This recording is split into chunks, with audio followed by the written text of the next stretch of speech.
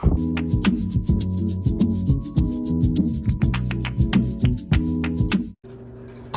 guys, welcome back to my YouTube channel. Today we're going back to another serial killer case. The killer of Sam. If you guys don't know about him, he is a killer who killed in Brooklyn.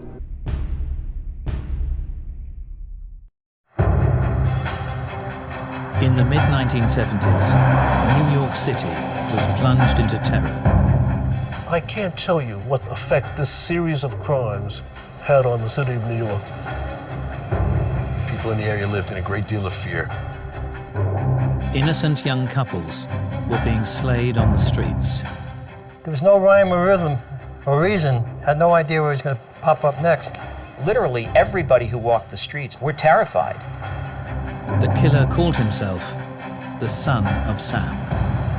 When he Around the 1970s, 1980s things. Okay, so let's get right into it. Okay, so David Richard Berkowitz, also known as the Son of Sam and the .44 caliber killer, is an American serial killer who pleaded guilty to 8 shootings that began in New York City on July 29th, 1996. Fun fact. I have fun facts in these. I put little tiny fun facts. I think there's 2. Where is it? Oh, fun fact. During his killing spree, he sent Forgot I can't speak English very well. So this is what I said. During his killing spree, he sent letters to New York papers signing them Son of Sam, in reference to a demon he believed lived inside the black Labrador retriever owned by his neighbor, Sam. So this is his childhood facts and about him. David Berkowitz, by name Son of Sam, originally David Falco, was born on June 1st, 1958, and he's now 68, guys.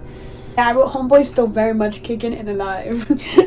I'm also not 100% sure where he was originally from. I know he lived in Brooklyn, and most of the killings and articles say that he was from the Bronx, and then some that say that he was from Brooklyn. I don't know where he's actually from, but I know he did most of his killings in Brooklyn. There's a map, I'll put the map somewhere, of where he did most of his killings. I'm back. Okay, so what I meant to say is, born Richard David Flacco on June 1st, 1953 in Brooklyn, New York. Berkowitz's bio parents are Betty Border and Joseph Killman. I don't know how to say his bio dad's last name. Growing up, Berkowitz said that he was a very delete himself child, and he had several doubts. He was severely depressed, is what I meant to say. He always believed his birth caused his mother's death. He was only 14 when his adopted mother died of breast cancer, which is extremely traumatizing for him. Dave said in an interview, today people are so far apart, and even in families, so many families are broken homes. And I don't mean just the broken homes in the sense that maybe dad's in prison or mom and dad are separated or something like that, but sometimes the family could be in, like, all under the same roof, mom and dad and the kids, and yet the home can still be broken because people are not communicating. There's no real bonding. There's no deeper love. It's sometimes even in one's own home, there could be strangers. He said that recently. That man is smart. He was actually really smart. And I'm going to get to that in a little bit. But he was actually really, really fucking smart. At the age of 7, Berkowitz was hit by a car and sustained a second head injury when he ran directly into a wall. There is one alarming fact that many notorious serial killers have in common: head injuries of children. Researchers at the University of... I'm going to put the name somewhere. It's like Glasgow. I'm going to put the name somewhere. Okay. Found that 20% of eligible killers had suffered a head injury in the past, and when You compare this to most notorious serial killers at the time, Richard Ramirez can be added onto this list. Isn't that crazy? Scientists say damage in the frontal cortex of the brain can often result in drastic changes in behavior, aggression, and impaired moral judgment. But in this evidence, the head injury didn't really affect Berkowitz too much. He's actually really smart. The score was 11... I'm not smart. Berkowitz is, but I'm not. 118 on tests, placing him above average for children his age. He also went to Christopher Columbus High School from 1969 to 1971, and then Bronx Community College and SUNY Savolian. I don't know what that is, but yeah. Here's what I meant to say, but I messed up. Now, remember when I said Richard Ramirez? He was a loner in school, which is why he must have killed so many people, because he felt like an outcast. Same with Berkowitz. As stated, Berkowitz would pick up fights with other children and constantly disrupt the classroom. Berkowitz was described by many people who knew him in childhood as a loner. He was constantly teased for being heavier than the other children. Same. Same. I just want to rephrase this. Also stated by his parents, Berkowitz was a difficult and occasional violent kid. His erratic behavior, which began after the death of his adopted mother in 1967, mostly because he was heavily affected by this death. This led to his adopted father to leave with his remarried wife in 1971, and soon Berkowitz joined the army. This is also what I said. I don't remember writing any of this or writing this in general, so yeah. He gives me Jeffrey Dahmer kid vibes. So if you ever watch a documentary with Jeffrey Dahmer starring Ross Lynch, you'll understand what I mean by this. In the acid, David did some of the same things. Berkowitz told former reporter Robert Russell that he harmed animals in order to take some of his rage out on the world. He poisoned his mother's fish and also fed rat poisoning to his mother's bird. Berkowitz said, watching the bird die slowly over a period of 3 weeks gave him a huge thrill. He was also very sexually attracted to killing, is one of his kinks that I found out while doing the research. Very weird, very weird. I'm not going to say anything about him though, because guess what? He's still alive. So, I don't have a death wish, you know? I don't have a death wish. Also had a thing with starting fires. Doesn't really go into detail about this, but he just really likes starting fires, which, cool. I don't have a death wish. I also don't live in New York. Don't read my shirt. He also got sexually thrilled from these killings. Also, these 3 pages that I didn't read yet, those are his victims. And yeah, I'm just gonna read it. Okay? Okay.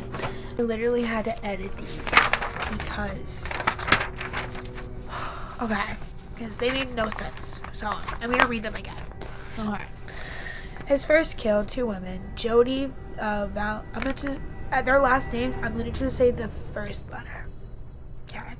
Jody V, Donna L, 18, were sitting in Jody's car when a man approached the car and fired 3 bullets. Donna was killed instantly, and Jody was shot in the thigh before the man walked away quickly. This happened in Palm Beach area, Bronx. October 23rd, 1976, 2 more people were shot but survived.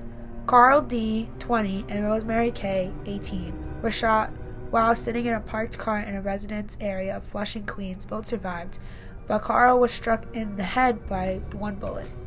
November 27th, 1976, a couple is attacked by a man in military uniform. Donna D., 16, and Joanne L., 18, were headed to a friend's house in Queens when they were approached on the street by a man in military uniform who had a revolver and shot each woman once. Their attacker fired several more shots while running away. Donna survived without a permanent injury. Joanne was shot in the back and paralyzed. January 30th, another attack with seemingly no motive. Christina F., 26, and her fiancé John D., 30, were shot as they sat in Christine's car in Flushing, Queens. Panicked, John sped away. He suffered minor injuries, but Christine was shot twice and later died in the hospital. March 8th, 1977, a college student was attacked in the same area returning home from an evening of classes. Virginia V. 819 was shot in the head and died instantly. April 17th, the killer announced his identity for the first time. In early hours of the morning, Valentina S. 18 and her boyfriend Alexander E. 20 were sitting in Valentina's car near her home in Bronx when they were both each shot twice. Alexander died at the scene, and soon Valentina died at the hospital. That's it. I'm so tired of doing these, but here we go. I have to add more. For the first time, the killer announced his identity via handwritten note left for the police at the crime scene, in which he referred to himself as Son of Sam. He promised the killings would continue, but on May 30th, 1977, they received a handwritten letter from someone claiming to be the killer. It said, "I do not forget her, and you cannot let the people forget her either. She was very, very sweet girl, but Sam's a thirsty lad, and he won't let me stop killing until he gets filled of blood." The letter was signed Son of Sam. Son of Sam, a reference to a demon he believed lived inside a black Labrador retriever owned by his neighbor Sam Carr. June 26, 1977, a couple was attacked outside a club after leaving a disco in Bayside, Queens. Judy P. 17, Sal L. 20 were shot while sitting in Sal's car. Both survived their injuries. July 31st, 1977, the first attacks involving a victim with blonde hair, Robert V. 20 and Stacy M. 19 were shot in Robert's car on their first date. Robert would lose an eye, and Stacy would die 18 hours after the attack. This would be the last attack, and was soon on August 10th, 1977. Berkowitz was arrested and confessed the next day. Waiting until Berkowitz left his apartment building, police officers, I hate the way I say officers, arrested him as he sat behind the wheel of his car. A bag containing the .44 caliber revolver was recovered next to him, and smiling, Berkowitz reportedly said to the arresting officer, "Well, you got me." Who's texting me? "Well, you got me." And on May 8th, 1978, he pleaded guilty. In June, he was sentenced to 365 years in prison. And that is it. That is David Berkowitz, Son of Sam. And yeah, that's it. I don't really know what to say. Should I like do this? Would this be fun? Because I started the video off with me blowing out my incense. Do I blow out the candle? Wait, let me say my outro. I hope you guys enjoy. And make sure you like, subscribe, and that's it. I want to do more of these. These are fun. I think they're fun, doing the research and then posting the video and then like liking the video, you know. The other video that I posted, you guys are not used to me glasses. Okay, the other video that I posted was really proud about. So make sure you guys also go watch that. And anything else I want to say? No, that's it. Hope you guys enjoy.